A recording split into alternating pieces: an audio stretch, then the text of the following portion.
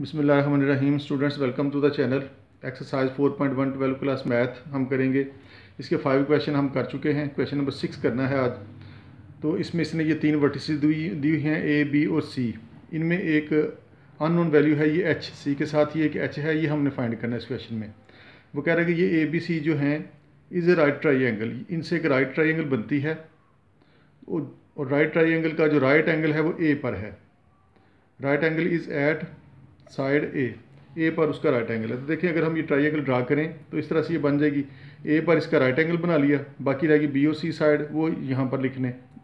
तो ए की वर्टिसेस हैं √3 और -1, बी उसने 0 2 दिया हुआ है, सी उसने एच और -2 दिया हुआ है, और यही एच हमने फाइंड करना है। ए की वर्टिसेस बी की भी मौजूद है, ए की भी मौजूद है, सी का जो एक्स है ना, एक्स कोऑर्डिनेट यानी जो कि एच है यहाँ पर, वो हम मालूम करेंगे। देखें चूँकि वो कह रहा है कि इसका राइट एंगल जो है ए पर बनता है, तो हमने इसको ए पर राइट एंगल बना लिया, बाकी उसकी वर्टिसेस इस तरह से लिख ली। चूँकि ये एक राइट ट्राइंगल है तो राइट ट्राइंगल में पाइथागोरस थ्योरम होल्ड करता है, यानी उसका हाइपोटेन्यूज स्क्वायर इक्वल होता है perpendicular square plus base square के, और इसी फार्मूले को हम यहाँ पर इस्तेमाल करेंगे और इस एच की वैल्यू फाइंड कर लेंगे।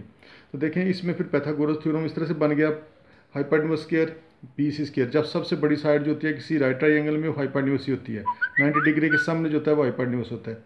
ये हमारा हाइपोटेन्यूज है, बी सी स्क्वायर इक्वल हो जाएगा, बाकी दोनों साइडों का स्क्वायर करके उसको सम कर लिया, बाकी दोनों साइडों को स्क्वायर किया और उनको सम कर लिया। तो इसमें वैल्यूज लगा दें तो एच हम फाइंड कर सकेंगे। डिस्टेंस फार्मूला जैसे पिछले क्वेश्चन में लगाया था इसी तरह से इसको कर लेंगे। देखें बी सी का डिस्टेंस निकालें, ये बी है और ये सी है। तो डिस्टेंस फार्मूला लगाने के लिए इनका एक्स एक्स कोऑर्डिनेट माइनस करेंगे, एच -0 स्क्वायर, उसका एक्स कोऑर्डिनेट एच है, इसका 0 है, एच -0 स्क्वायर प्लस -2 स्क्वायर। तो ये हमने डिस्टेंस फार्मूला लगा दिया बी सी को, और ऊपर उसका स्क्वायर भी है, स्क्वायर भी इसी तरह से लिखेंगे। ये आ गया बी सी का, ये आ गया डिस्टेंस फार्मूले का। आपको पता है पिछले क्वेश्चन में अब हम कर चुके हैं इसको। तो डिस्टेंस फार्मूला लगाया, एच -0 स्क्वायर, एक्स वाली वैल्यूज़ को माइनस किया, वाई वाली वैल्यूज़ को माइनस किया, स्क्वायर कर लिया और सम कर लिया। इसी तरह से ए सी के लिए यही फार्मूला बन जाएगा, A C H -√3 square, H -√3 square, X coordinates को माइनस करके उसका स्क्वायर कर लिया, प्लस उसके वाई कोऑर्डिनेट्स को -2, इसको माइनस करना है तो एक माइनस इसका अपना भी इसके साथ है, तो माइनस प्लस आ जाएगा। इसको भी हमने डिस्टेंस फार्मूला लगा दिया और ऊपर उसका स्क्वायर भी था, ये वाला वो भी लगा दिया साथ। बाकी रह गया ये बी ए, इसको भी इसी तरह से कर लें, इसका भी ऊपर स्क्वायर भी है और अंदर इसको डिस्टेंस फार्मूला लगा दें। बी ये है और ए ये है, इसका भी एक्स कोऑर्डिनेट माइनस करें, 0 -√3 स्क्वायर, 0 -√3 स्क्वायर, पहले में से स्क्वायर प्लस दूसरे में से माइनस करके उसका स्क्वायर, दूसरा इसमें 2 है उसमें -1 है, तो -1 प्लस 1 बन जाएगा। एक फार्मूले से माइनस है और एक माइनस उसका अपना उसके साथ है। इनको खोल लें, सिंप्लीफाई कर लें तो हमें एच की वैल्यू मालूम हो जाएगी।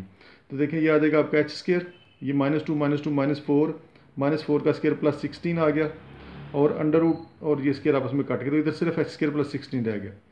इसको खोलेंगे, एच -√3 का स्क्वायर है, इस फार्मूले से दो रकमें माइनस हो रही हैं और उनका स्क्वायर हो, उसको हम खोल सकते हैं। पहली रकम का स्क्वायर करते हैं प्लस दूसरी का स्क्वायर करते हैं, दूसरी अंडर√3 है, उसका जब स्क्वायर करेंगे तो ये सिर्फ 3 रह जाएगा। फिर इन तीनों को मल्टीप्लाई करते हैं तो ये -2h अंडर√3 आ जाएगा। तो हमने इस सारे का स्क्वायर खोल लिया, पहली वैल्यू का स्क्वायर प्लस दूसरी का स्क्वायर, फिर सबको मल्टीप्लाई किया, ये बनता है -2 + 1, -1 का स्क्वायर, ये +1 आ गया, और ये वाला स्क्वायर और ये वाला अंडर रूट आपस में कट जाएंगे, तो बाकी आपके पास यही चीज़ बच जाएगी सिर्फ। इसी तरह से इसको जब खोलेंगे तो माइनस खत्म हो जाएगा स्क्वायर की वजह से, और 3 अंडर रूट से बाहर आ जाएगा। 2 + 1 3 का स्क्वायर 9 आ गया। ये सारे का सारा हमारे पास, इसको खोला जब तो ये सूरत हाल बन गई। अब देखें ये आ गया एच स्क्वायर प्लस 16, उधर आ गया है एच स्क्वायर -2h अंडर√3, और ये वाला 9 और 3 12 और 1 13 और 3 16, ये सारे का सारा 16 बन गया।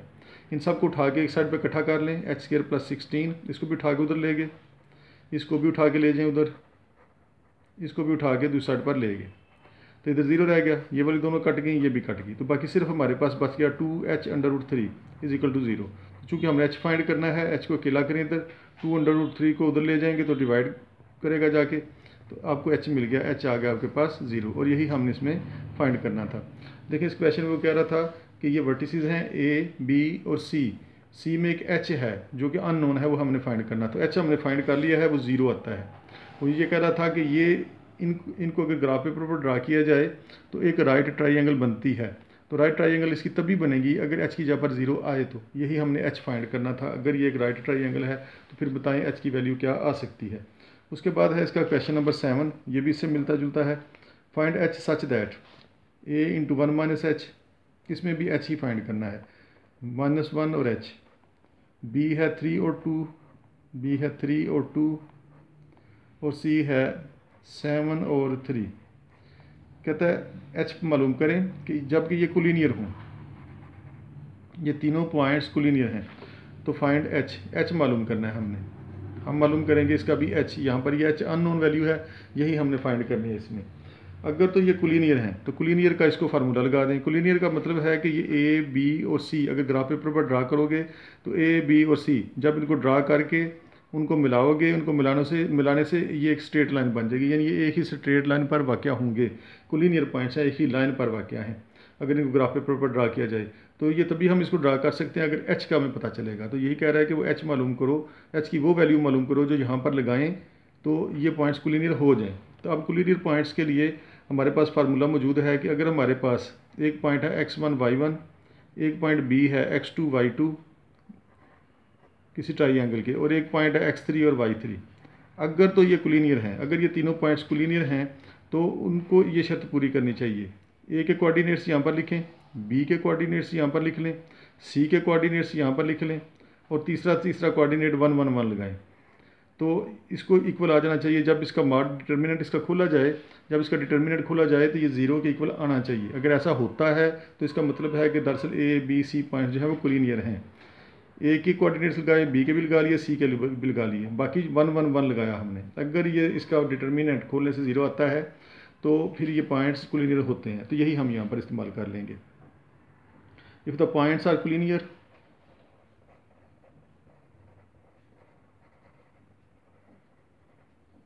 ये उसने बताया हुआ है कि पॉइंट्स कोलिनियर हैं, हमने सिर्फ एच निकालना है। चूंकि ये कोलिनियर है तो यही फार्मूला इसको लगाया जा सकता है। ए के कोऑर्डिनेट्स x1 y1 ये है -1 और h, बी के कोऑर्डिनेट्स x2 y2 वो ये है 3 और 2 लगा लिया, सी के कोऑर्डिनेट्स 7 और 3 हैं वो ये लगा लिए, और तीसरा जो है वो 1 1 1 लगाना है और इज इक्वल टू 0। अब इसको इसी तरह से इस डिटर्मिनेंट को खोल लेना है जैसे हम फर्स्ट ईयर में तीसरे चैप्टर में पढ़ा हुआ है हमने। तो इसको खोलेंगे तो ये बन जाएगा -1 हम पहली रो से खोलने लगे हैं तो ये इसी तरह से आ जाएगा। तो जब पहली रो से खोलेंगे, पहली रो से इसको खोलेंगे तो -1 यहाँ पर मौजूद है, ये वाली रो भी छोड़ देंगे, ये वाला कॉलम भी छोड़ देंगे, बाकी बच गया हमारे पास 2 1 3 1, वो हम यहाँ पर लिखेंगे 2 1 3 1। फिर यहाँ पर लगाएंगे माइनस, इसमें एक तरतीब होती है प्लस माइनस, ये आपने पढ़ा हुआ है उधर फर्स्ट ईयर में भी, वो -1 पावर ये आ जाता है, ये -1 इंटू ये, इसके बाद प्लस माइनस, यहाँ पर प्लस आता था तो ये चूँकि उसके साथ अपना माइनस था, प्लस माइनस वो माइनस हो गया था। फिर आगे लगाना है हमने प्लस, यहाँ पर माइनस आएगा, एच के साथ माइनस आएगा। अब हम एच को खोल रहे हैं तो एच वाला कॉलम भी छोड़ देंगे, एच वाली रो भी छोड़ देंगे, बाकी बच गया 3 1 7 1, वो हम यहाँ पर लिखेंगे 3 1 7 1, प्लस माइनस फिर प्लस लगाते हैं, प्लस माइनस प्लस। अब प्लस ये 1 आएगा यहाँ पर, तो 1 लगाएं या ना लगाएं उससे फ़र्क नहीं पड़ेगा। अब 1 से खोलने लगे हैं तो ये वाला उसका कॉलम और उसकी रो छोड़ देंगे, बाकी रह गया 3 2 7 3, 3 2 7 3, दिस इज इक्वल टू 0। इसको खोलेंगे, माड खोलना आपको आता है, इन दोनों को मल्टीप्लाई करते हैं तो 2 आ गया, इन दोनों को इलामत चेंज करके मल्टीप्लाई किया जाता है, ये +3 आता है तो -3 लगाएंगे, ये आ जाएगा आपके पास 3, और इसको मल्टीप्लाई करोगे तो +7 आता है, -7 लगाएंगे, ये आ जाएगा 3 और 3 9, ये आ जाएगा -14 इज इक्वल टू 0। डिटर्मिनेंट खोलना 9 10 में पढ़ा हुआ है हमने, फर्स्ट ईयर में पढ़ा हुआ है। इसका आ गया -1 और ये आपके पास माइनस और माइनस +1 बन जाएगा, ये आ गया -4h, माइनस और माइनस +4h बन गया, ये वाला आ गया -5 इज इक्वल टू 0। 1 -5 -4 बना, 4h, ये -4 उधर जाएगा तो +4 हो जाएगा, ये वाला 4 उधर नीचे ले गए तो h इज इक्वल टू 1 आ जाएगा। अगर ये पॉइंट्स कोलिनियर हैं तो फिर h को 1 होना चाहिए, अगर h 1 होगा तो ये पॉइंट्स कोलिनियर होंगे, और यही हमने इसमें देखना था कि अगर ये पॉइंट्स कोलिनियर हैं तो फिर दरअसल h की वैल्यू क्या है। क्वेश्चन नंबर 8 करेंगे इसका। A और B are the end points of diameter of a circle. कहता है ये A और B यहाँ पर कोई सर्कल है, उसका डायमीटर के एंड पॉइंट्स हैं। फ़र्ज़ करें ये इसका डायमीटर है। डायमीटर एक ऐसी लाइन होती है जो दायरे के सेंटर से गुजरती है और सर्कमफ्रेंस को 2 जगहों पर टच करी है, जैसे ये है, ये बनाई जा सकती है। कोई भी ऐसी लाइन जो दो जगह पर इसको टच करे और उसके सेंटर में से गुजर रही हो वो उसका डायमीटर कहलाती है। अब इसमें ए कहता है ये है -5 और -2, -5 और -2। एक एंड पॉइंट है इसका डायमीटर का 5 और -4। तो कह रहा है इसका सेंटर मालूम करो। ये सेंटर सी हमने मालूम करना है, इसका नाम सी रख लें। अब देखें चूँकि ये सेंटर है, 2 पॉइंट्स का सेंटर है, तो हमने इसी चैप्टर में पढ़ा है कि सेंटर पॉइंट कैसे निकालते हैं। सेंटर पॉइंट अगर 2 पॉइंट्स दिए हुए हों उनका सेंटर पॉइंट निकालना हो तो हम x कोऑर्डिनेट्स को प्लस करके 2 पे डिवाइड करते हैं, y कोऑर्डिनेट को प्लस करके 2 पे डिवाइड करते हैं, तो हमें हमारे पास मिड पॉइंट आ जाता है उस लाइन का। तो देखें इसी तरह से हम ये कर सकते हैं। सेंटर निकालना है इसका, सेंटर को XY का नाम दे लें, कोई नाम दे लें इसको। तो इसको जब इसका सेंटर मालूम करेंगे, इन दोनों पॉइंट्स को प्लस करें तो आपका सेंटर पॉइंट है यहाँ पर XY, उसका नाम हमने रखा है, ये इक्वल हो जाएगा x कोऑर्डिनेट्स को प्लस करें -5 + 5, -5 + 5 और 2 पे डिवाइड करें। मिड पॉइंट निकालने का ये फार्मूला। दूसरी वैल्यू को प्लस करेंगे तो प्लस माइनस -4 ही रहेगा, 2 पे डिवाइड करें। तो ये मिड पॉइंट का फार्मूला है, ये किसके इक्वल आ जाएगा, मिड के इक्वल आ जाएगा। ये लिहाजा ये इसके अगर इसका नाम मिड का नाम अगर हमने XY रखा है तो इसके इक्वल आ गया। तो हमें यही XY दरअसल मालूम करना है। तो ये बना आपके पास 0/2 यानी 0, ये बना -6/2 -3। तो देखें इसका सेंटर के पॉइंट्स आ गए हमारे पास, x आ गया है हमारे पास 0 और y आ गया है -3। तो सेंटर के पॉइंट्स हमें ये मिल गए।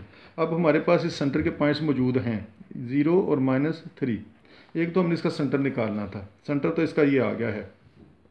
सेंटर पॉइंट्स जो कि XY हमने उसका नाम रखा था वो आ गया है 0 और -3। एक तो ये काम करना था। दूसरा वो ये कह रहा है कि इसका रेडियस भी निकालो। अब इसका हम रेडियस निकाल सकते हैं। अब चूंकि हमारे पास सेंटर उसका मौजूद है तो रेडियस निकाला जा सकता है। देखें सेंटर यहाँ पर है 0 और -3। अब ये डिस्टेंस निकाल लें C से लेकर B तक, वो भी रेडियस ही बनता है। सेंटर से लेकर सर्कमफ्रेंस तक का फासला दायरे में इक्वल होता है, उसको रेडियस कहते हैं। यहाँ से लेकर यहाँ तक का फासला वही होगा जो यहाँ से लेकर यहाँ होगा। आप चाहे CA निकाल लें चाहे CB निकाल लें, वो रेडियस आ जाएगा। रेडियस आ गया हमारे पास CB डिस्टेंस, तो रेडियस आया CB। इसमें वैल्यूज लगा दें, डिस्टेंस फार्मूला लगाएंगे। तो डिस्टेंस फार्मूला लगाने का अब आपको पता है कैसे लगाया जाता है। तो 0 - 5 स्क्वायर, x कोऑर्डिनेट को माइनस करेंगे उसका स्क्वायर, प्लस y कोऑर्डिनेट, इसका y कोऑर्डिनेट -3 है और उसका -4। तो -3 -4 एक माइनस फार्मूले से आना है, वो +4 आ गया। ये बना 25 + 1, ये आ गया 26√। तो इस सर्कल का जो रेडियस है वो 26√। आता है। तो हमने इसका सेंटर निकालना था, सेंटर पॉइंट का फार्मूला लगाया, वो सेंटर भी आ गया। और रेडियस के लिए हमने डिस्टेंस निकाल लिया। सेंटर से लेकर CB निकाल लें, सेंटर से लेकर C, ये कोई भी डिस्टेंस निकालें, वो रेडियस के इक्वल होगा और वो इक्वल आएगा। क्वेश्चन नंबर 9 में भी यही कुछ है। A है H1, B 2 7 और C -6 और -7 are vertices of right triangle. कहता है कि ये राइट ट्राइंगल की वर्टिसेस हैं A, B और C, और राइट एंगल जो बन रहा है वो A पर बन रहा है। तो H मालूम करें, ये वाला H मालूम करना है हमने। ये इक्वेशन अभी हमने इस तरह का पीछे किया है। तो इसका राइट एंगल है A पर 90 का एंगल शो कर लें। ये एक राइट ट्राइंगल बना ली, A को यहाँ पर रख लें, बाकी B और C को यहाँ अपनी मर्ज़ी से रख लें। A यहाँ पर आएगा क्योंकि राइट एंगल जो है वो A पर है। तो ये हाइपोटेन्यूस बन जाएगा BC और ये बेस बन जाएगी, ये परपेंडिकुलर बन जाएगा। तो A के कोऑर्डिनेट्स उसने दिए हुए हैं, H है और 1 है, C के हैं -6 और -7, B के हैं 2 और 7। तो इसको पैथागोरस थ्योरम लगा दें बाय पैथागोरस थ्योरम, चूँकि एक राइट ट्राइंगल है बाय पैथागोरस थ्योरम। तो पैथागोरस थ्योरम अभी मैंने आपको बताया कि उसमें होता है हाइपोटेन्यूस स्क्वायर। हाइपोटेन्यूस इसका BC है, हाइपोटेन्यूस का स्क्वायर इक्वल होगा perpendicular square, AC square, perpendicular इसका ये है, प्लस बेस स्क्वायर, बेस उसकी BA है। तो वैल्यूज़ निकालें डिस्टेंस फार्मूले से, इसमें लगाते जाएं और H निकाल लेंगे हम। तो BC ये B है और ये C है। 2 + 6 डिस्टेंस फार्मूला लगा दिया, 2 + 6 square plus 7 + 7 square. x coordinate को माइनस किया, y कोऑर्डिनेट्स को माइनस किया, स्क्वायर किया और ये चीज़ आ गई। तो इसकी BC की वैल्यू है ये सारी, ऊपर चूँकि ये स्क्वायर भी है, ये स्क्वायर भी साथ हमने लगा दिया है। तो 2 + 6 हो गया और 7 + 7 हो गया। इसी तरह से AC, इसको लिखें A ये है और C हमारा ये है, ये बन जाएगा H + 6 होल स्क्वायर और 1 + 7 होल स्क्वायर, और ऊपर ये वाला स्क्वायर भी है हमारे पास। डिस्टेंस फार्मूले से ये सारी ये चीज़ आ गई, और साथ ये BA भी है, BA ये आ गया। H - 2 square. डिस्टेंस फार्मूला कैसे लगाते हैं ये अब आपको पता होना चाहिए, यही हम बार बार इसमें कर रहे हैं। ये डिस्टेंस फार्मूला हमने इन तीनों को लगाया पैथागोरस थ्योरम में और ये सारा सॉल्व हो जाएगा। ये बनेगा 6 + 2 8, 64 हो गया, स्क्वायर भी है साथ। ये वाला 7 और 7 14 196 आ गया। तो ये स्क्वायर और ये तो वैसे ही कट जाएंगे। इधर बचा हमारे पास, इसका स्क्वायर खोल लें। पहली रकम इसमें एच है, उसका स्क्वायर एच स्क्वायर 6 का 36 आ गया। इन तीनों को मल्टीप्लाई करेंगे तो 12 प्लस 12 एच आ गया। ये वाला 8 उसका 64 बन गया स्क्वायर, और ये स्क्वायर इस अंडर रूट को काट देगा। इसी तरह से इसको भी खोल लें। ये आ जाएगा, पहली रकम इसमें एच है उसका स्क्वायर प्लस दूसरी 2 है उसका स्क्वायर। फिर इन तीनों को मल्टीप्लाई करेंगे, दरम्यान में माइनस है तो -4h आ जाएगा। और ये वाला -6 का स्क्वायर प्लस 36 आ गया। ये सारा खोलने से ये बन गया। ये बना हमारे पास 6 और 4 10, 16, 1 और 1 2। इसको प्लस कर लिया, 10 और 16 और 1 और 2। इधर देख लें, ये प्लस एच स्क्वायर और plus H square 2h square आगे हैं। ये वाला एच स्क्वायर और ये वाला एच स्क्वायर ऐड हो गए। ये वाला एच और ये वाला एच 12 - 4 से 8h आ गया, ये बन गया। बाकी रह गया ये 36 और 36 72। 72 में 64 प्लस करें तो 136 आ गया। ये आ गया 136। तो ये बना सारा हमारे पास 2h square plus 8h plus 136। इसको भी उठा के उधर ले गए तो -260 = 0 आ गया। तो ये क्वाड्रेटिक इक्वेशन बन गई है h की शक्ल में। हम इसको सॉल्व कर लेंगे। 136 - 260, ये आ जाएगा हमारे पास 4 2, और ये आ जाएगा हमारे पास 1 - 124। 2h square plus 8h minus 124 = 0। ये इसमें ये ऊपर कहीं प्लस में मिसिंग है, ये 36 ये वाला और 36 ये 72, और ये इसमें 64 ये आ गया, और ये एक 4 भी है, ये भी हमने ऐड ही नहीं किया इसमें। ये 140 बनता है। ये वाला जो है ये 140 है। इधर ऊपर एडिशन में +4 रह गया था, तो ये 140, ये वाला 260 उधर जाके ये बन गया। तो 140 में से 260 निकालें तो ये आपको देगा -120। तो ये आपको मिलेगा -120 जब इनको माइनस किया तो 2 इसमें से कॉमन आ सकता है, 2 से डिवाइड कर दें। H square plus 4h minus 60 आ गया, ये = 0। तो ये क्वाड्रेटिक इक्वेशन बन गई है एच की शक्ल में। इसके फैक्टर बना लें, तो फैक्टर इसके अगर बनाए जाएँ तो ये बनेगा हमारे पास 2 से इसको डिवाइड किया हमने तो ये आ गया ये सारा। तो इसके फैक्टर देखें जी क्या बन जाएंगे, 60 के फैक्टर जिससे 4 आंसर आ जाए। तो इसके 10 और 6 फैक्टर बन सकते हैं। H square plus 10h minus और 6h माइनस 60 फैक्टराइज कर लिया इसको, तो ये h कॉमन आ गया। h plus 10 minus 6 into h plus 10 = 0। तो देखें ये आ गया हमारे पास h प्लस 10 और h माइनस 6 = 0। इन दोनों को लहदा 0 रखेंगे तो h की 2 वैल्यूज़ आ जाएंगी, -10 और +6, और यही हमने निकालनी थी। ये इसका आंसर आ गया।